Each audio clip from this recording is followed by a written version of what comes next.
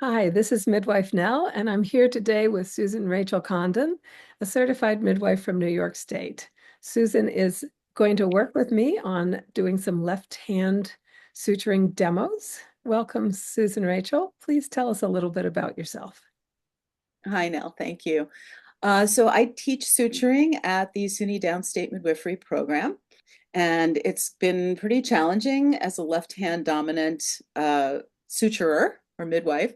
But I find that suturing is generally an ambidextrous skill. So the left-hand dominance is more significant for some people than others, but I'm really committed to being able to teach people to use both hands and have options. But the left-hand dominant folks really need some special guidance. So here to talk about that. Yes, and that's wonderful. I really appreciate it. We want our midwifery education to be inclusive of everybody, and that includes hand dominance. Yeah, for sure. So, what was your personal biggest challenge as a left-hand dominant person when you first learned to suture? I would say that my biggest challenge was that it wasn't addressed. And that was a problem because I really, from the very beginning, um, it's one of those skills that people learn where, you want to make sure that you learn to do it well because you understand the importance of it. And they teach you about the importance of it, and they talk about why it's important for the lifespan, not just for healing from birth. And, it's incredibly intimidating as a beginner. And I felt like my experience was that my professors were acting like I was the first left-handed person they had ever taught, which could not possibly have been true. And there just was no particular guidance about it. So it affected my confidence for many years, actually. Yeah, and confidence is an issue that is often raised when we talk about suturing, because everyone wants more experience, more education, more mentoring, particularly as students and as novice midwives. Right. And I would say also that when I came into the faculty position, the way that the suturing curriculum was set up was that you introduce the concept one day, you practice the next day, and then the next day you have your exam. There was just Mhm.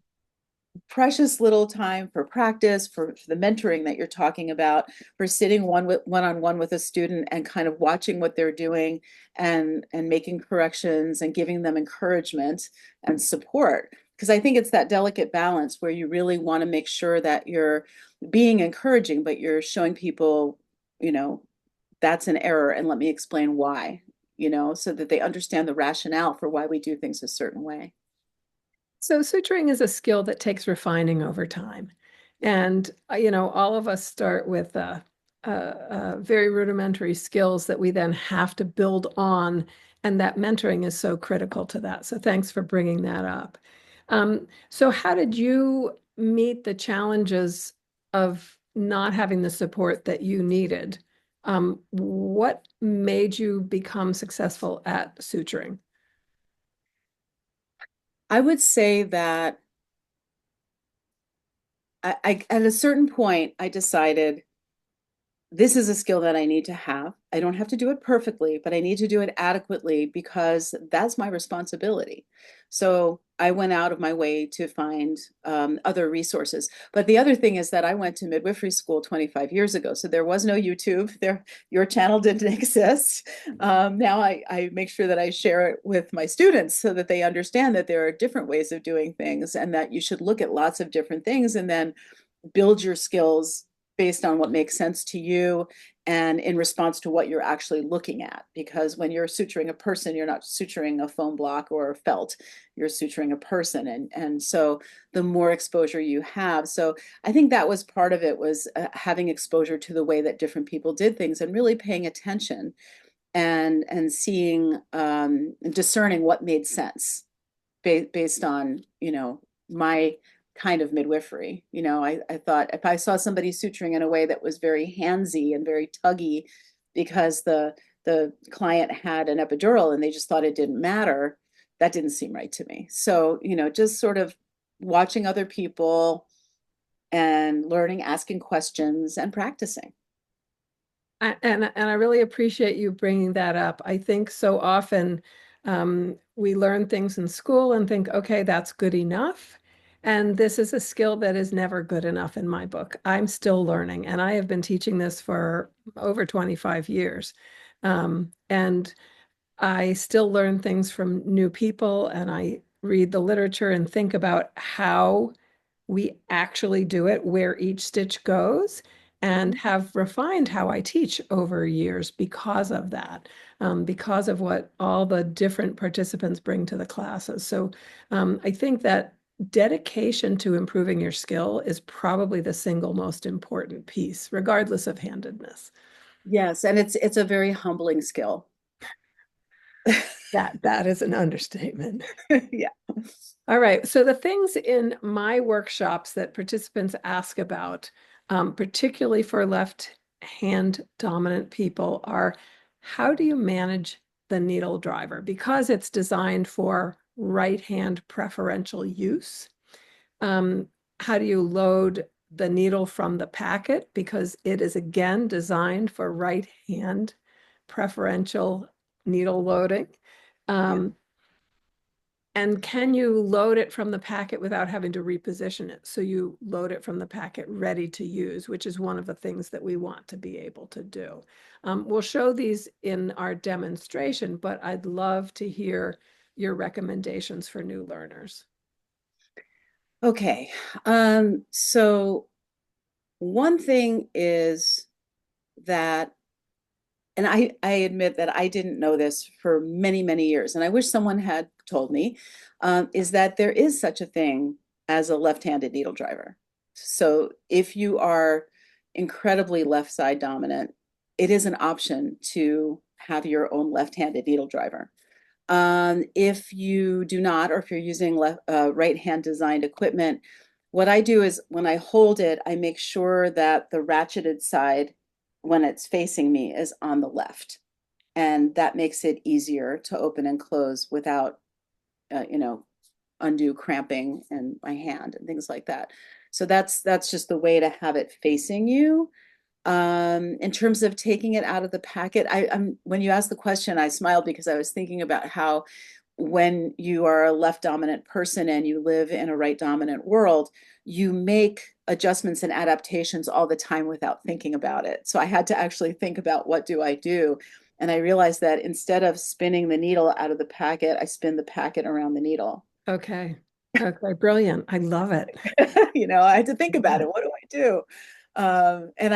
One of the things that is really important to me in my suturing and in my teaching about suturing is that I feel it's very, very important for the midwife to be in control of the needle. So Yes. to have it in your field, to be able to see where it is, to not be, pulling it out of your field so that everybody can see that scary looking thing. So that was something that I learned from another suturing educator, another midwife, where there are all these tricks that you can do to make sure that you're always in control of the needle without touching it. So those are some of the ways that I think I've adapted, just sort of naturally without thinking about it. Great. I appreciate that, and I will have to practice that. My thought is that every educator who teaches suturing precepts midwives who are suturing needs to know how to suture with their left hand, needs to be able to do demos, needs to be able to provide support. Yeah. I don't think that's an unrealistic expectation. And I think one of the great benefits of that is that it makes us more versatile as clinicians. Because we try to think outside the box in many other ways. So why not in this way so that we can, in fact, provide support? So just to give you a little insight into my experience as a very right hand dominant, but somewhat ambidextrous after my years in the operating room. Um, in a recent class where we only had, I think, 4 participants, and we had one person who was very left hand dominant. So I did the class with my left hand, even though I'm not left handed. I thought it was fine for everybody to see me be awkward. But also, the person who was left handed was like, nobody's ever done that for me. And I think it's fine for right handed people to have to see it done left-handed and have to figure it out. And I think that that accommodation that you were speaking about, where you are so used to making accommodations mentally about how will I do this, Mhm. is something that people who are right-hand dominant in a right-hand dominant world don't even think about. And Sure. so having the opportunity for them have to have that mental rearrangement, so that they can figure out how do you do this? I think that that's excellent. The other piece that I'd like to just touch on is that if you're suturing, whatever hand you're suturing with, if you're doing a one-handed tie, ideally it's with the other hand. Mhm. And so often when you tell right-handed people you will be better off if you tie that knot with your left hand, they can't think about it. Mhm. And I don't find the same thing with left-hand dominant people because they have had to have their brain think about things in new and different ways. And so, that adaptability is really an important piece. So we want to foster that in all midwives. And I encourage right-hand dominant people to really work at tying one-handed ties with their left hand for efficiency. Um, because it will save their client time while they're doing the repair. But it will also help their brain kind of build those neural pathways between the left and right side so that they can better integrate both intuitive and analytical sides of their brains. Yeah. And I need to practice that too because I sometimes I don't know which is the left-handed way or the right-handed way. As you said, you grow up in the world and you don't even realize sometimes. I always used to say that, if I went to a baseball game and the batter was batting right-handed, it looked so weird to me. I thought, why is he doing it that way? And because it's just so natural to have it over the left shoulder for me. And then at a certain point, I started to realize, oh, this is why. But left-handed people are used to, and those chairs you have in classrooms where the desk is attached and it's always on the right side. We all figured out this way of how to swivel around. So you adapt all the time. But there are certain things that I have never done a vaginal exam with my right hand. I cannot imagine doing that and it not feeling very uncomfortable and awkward for both of us. So there are certain things that I definitely, for the comfort of the patient, would do that way. But I think that I should start tying knots with my other hand, and I just haven't been doing that. It's a really great idea. Well, so the benefit of it is that you get to keep your needle holder in your suturing hand. Yes. There's no putting Oh, it well, then down. I do that. Wait. There's no Okay. putting it down. There's no switching it to the other hand. So I think I am doing it that way. I hold the needle driver in my left hand and I tie with my right. That is the most efficient way. Okay.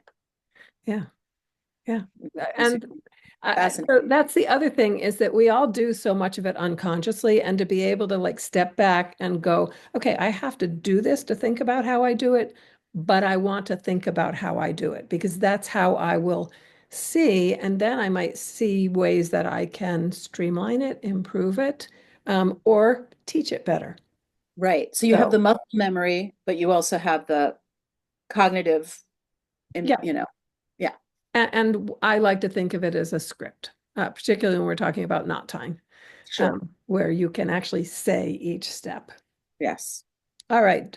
Before we go to the demonstrations, do you have any other tips or pearls that you would like to share about left-handed suturing? Um, I don't think so. I think your prompts were great. Okay. Yeah. Well, thank you so much. This was really helpful. And we're going to close this video now so we can move to our demos. So please look for video 2. Thanks so much. This is Midwife Nell signing off.